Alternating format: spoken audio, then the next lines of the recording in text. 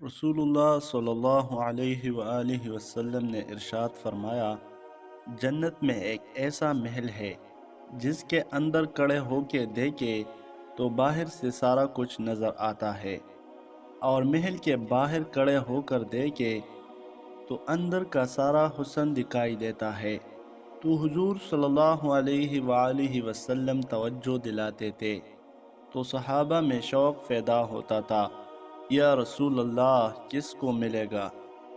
ویسے دنیا میں بھی بندہ کوئی اچھا گھر دیکھتا ہے تو کہتا ہے یار کتنا اچھا نقشہ ہے، کس خوبصورتی سے بنایا ہے۔ اور جب حضور ذکر کرے اور جنت کے محل کا ذکر کرے، شوق صحابہ کا توانا ہوتا تھا۔ عرض کی یا رسول اللہ صلی اللہ علیہ وآلہ وسلم کس کو ملے گا؟ تو نبی پاک صلی اللہ علیہ وآلہ وسلم نے 4 باتیں بیان کی۔ فرمایا، ایک وہ بندہ جو اچھی بات کرے، لوگوں سے اچھی بات کہے، وہ ہمیشہ معاشرے پہ بری خبریں ہی دینے کا عادی نہ ہو، لوگوں کی عیب جوئی ہی اس کا مزاج نہ ہو، اچھی بات کرے۔ اور دوسرا، نبی پاک صلی اللہ علیہ وآلہ وسلم نے فرمایا، کھانا کھلائے، اہل ایمان کی دعوتیں کرے۔ اور تیسرا فرمایا، کثرت سے روزہ رکھے۔